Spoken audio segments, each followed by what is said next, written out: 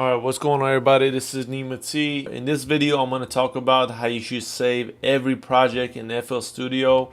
And what I'm about to tell you guys will help you tremendously. As you know, before I would just hit export and I would save the beat and I wouldn't do these things, these steps, and I would have a lot of trouble later on, locating that file, or I'm missing a plugin, and then let's say 2 years from now you sell that beat to a really good customer and they need the trackouts and you don't have it saved. So in this video I'm gonna tell you what helped me to get everything organized.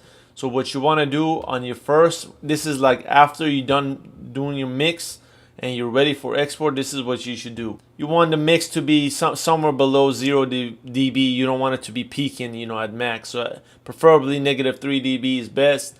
And also you want to make sure if you have, if you tag your beats, leave the tag in there. Turn this one off. This is my tag, right?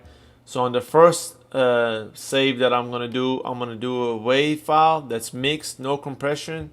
And it's just going to be, name your beat, Nima beat, and always include the tempo of the project file in there. So 137 BPM. And then I would put mix and I would hit save. So on the second version you want to have no tags. So go back again. If you're submitting something to someone that like a TV station or something, they don't want your tag on there. So make sure you have a version with no tag and it's just a mix. So this one you would name beat, no tag, mix, again the tempo of the project, and then you hit save. And then you hit save again, 24-bit.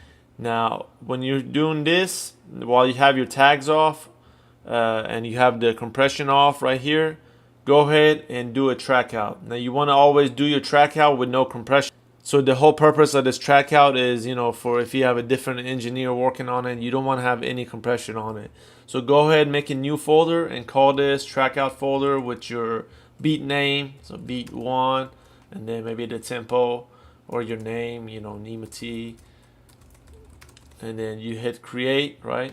And then when you have it created, you select that folder, and then right here you again name it whatever your beat is with the tempo, and you want to make sure the split mixer tracks is on. That will do each individual track on its own, and it will put it in that folder for you. Okay, now one thing that over the years that messed me up, so let's say you're using a MIDI out, you see the MIDI out doesn't go in your mixer channel anywhere here. So when you hit export, it's not going to include this melody that you have right here. So what you have to do is export this by its own as a pattern. So you hit save, and then you just do right here, you just do the pattern. So when you do the pattern, it will only export that. Now you might say, what's the reason for this? Well, like I said, if you use any like a rewire through Fruity Loops, whenever you hit export, those rewire sounds that you use are not going to be on this mixer, but they're going to be on the other program that you're using. So when you do a split mixer track, when you're trying to do trackouts, Fruity Loops is only going to send all these that you have on this routed to this mixer. So, and another thing is, on that note, is you want to make sure every sound that you use is routed to a mixer. If this is not routed, it's 0. It's not going to export that sound on your track out. Okay. So after that, what you want to do is come back, and after you did the track out, you want to turn on your compression, and then let's go tag the shit out of the beat, because you're going to upload it on the internet or YouTube and they're going to steal this. So you want to make sure you only use the non-tag version on your website. On this version, this is going to be an MP3 that people are going to hear. So you want to make sure it's loud as possible. And when you play this beat, it should be peaking at maximum at 0 dB. So after that, you go export and you export an MP3. Now what I like to do is save one version with the beat tagged all the way. So I'll go ahead and label it tagged.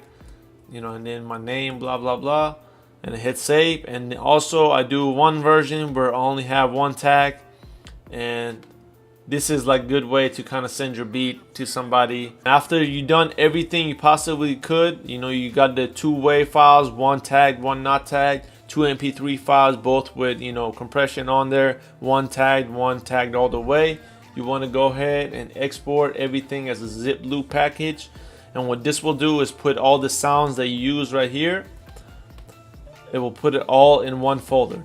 And when you go to the folder, you see everything's packaged nice and neatly. So you got your beat that's not tagged, it's a wave. You got your MP3 that's tagged, and also you got another wave that's just a mix. You have your track out, everything is nice and neat. Okay, now this right here, you see this sound right here, this was like a rewired sound that it didn't export during Trackouts, so I had to export as a pattern, and then I dropped it, you know, in this folder. And all my sounds right now, Trackouts, are in this folder. So let's say 2 years from now you don't have a certain plugin no more. Well, guess what? You have this Trackout, and you could just use the sound, and you have all your files. So if this video was helpful, please like it and check out my beats, and hope you enjoyed it.